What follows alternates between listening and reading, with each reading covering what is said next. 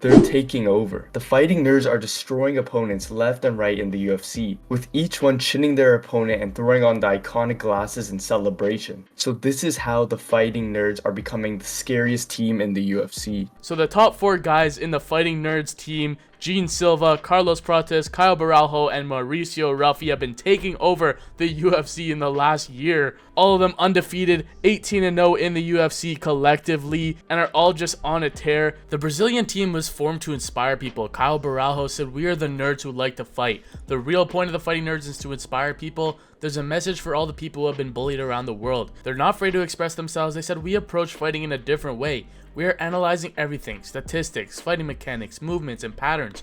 We are just different in this game." Gene Silva destroying Melsik Baghdasaryan a couple weeks ago. Recently, just a couple days ago, Mauricio Ruffy putting on a knockout of the year contender against King Green with a wild spinning wheel kick knockout, put Green's lights out in the first round. Then you got guys like Carlos Prates, who's coming back fighting Jeff Neal next on the next pay-per-view. Gene Silva's fighting Bryce Mitchell on the next pay-per-view. UFC 314, Caio Borralho is the highest ranked guy out of all of them. He beat Jared Cannonier. He recently beat Brendan Allen in a grappling match. And Carlos Prates' knockouts speak for themselves. This guy's literally a stoner and is just knocking out and walking off every single opponent. Like Li Jingliang and Neil Magny, he's ranked 13th in the welterweight division, while Gene Silva and Ruffy are still unranked. But that's not going to be for long, especially if they win their next fights. Gene Silva beating Bryce Mitchell. Mauricio Ruffy just called out Beneil Dariush. If he beats him, then he's definitely going to enter the mix at lightweight. So many exciting contenders out of the Fighting Nerds gym. These guys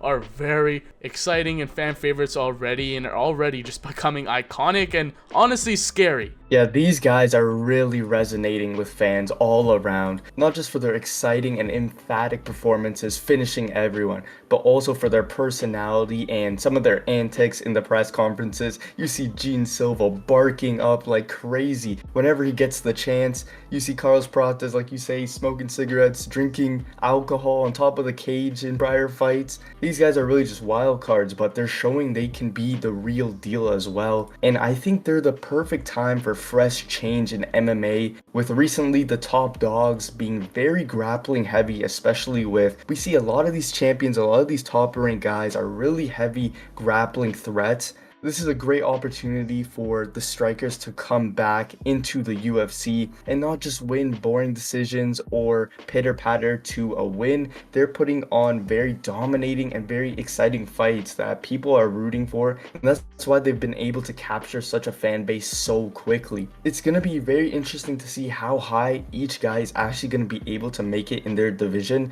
Like you say, Caio Borralho is currently the highest ranked in that middleweight division, and it looks like he could be a real threat. Carlos Prates is currently making his way up in that welterweight division, and both Gene Silva and Ruffy putting on those dominating, easy performances. They made it look like they're going to be ranked right away and soon. And it's crazy just to see a whole camp of MMA fighters, at least for the guys in the divisions, being undefeated in the UFC. You just really don't see that, and we haven't seen something like this maybe even ever, or at least not for a very long time. They're already so iconic with their glasses, with their celebrations, and it's not like there's really any outliers where there's one guy who's way better above than the rest of them. All these guys have a good chance of being top fighters in the UFC, or at least in their division. We already know how good of strikers they are. We've seen obviously here and there grappling, especially more some than others, but one of the main things we're gonna still have to see is how good each of their grapplings are, especially against some of the top dogs. But so far they've done everything perfect,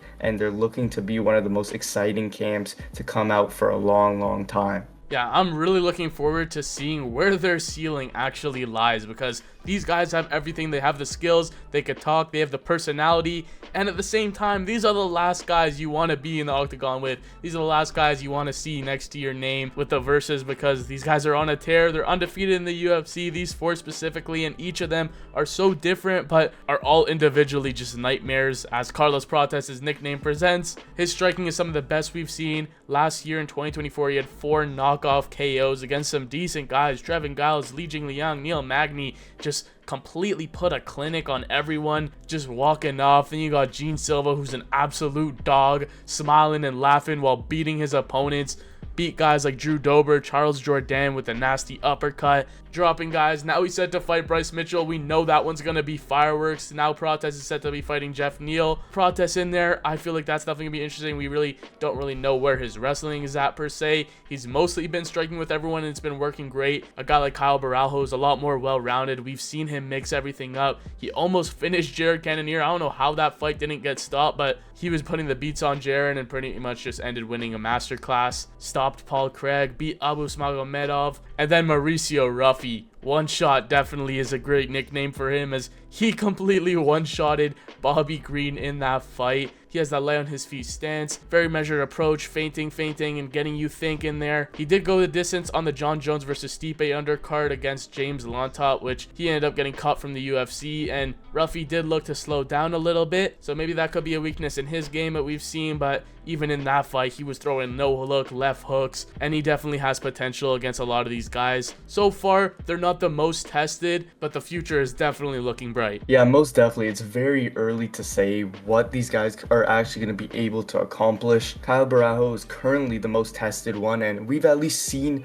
what he's able to do against a very high-level guy like Jared Cannonier, who's just coming off of a win himself. And we know he can at least be in that very high contention range for the middleweight division. The other guys, still, we're going to have to see more of them, but the camp has actually come out and said that Mauricio Ruffy is the best one out of them all. They've mentioned that, they've said that.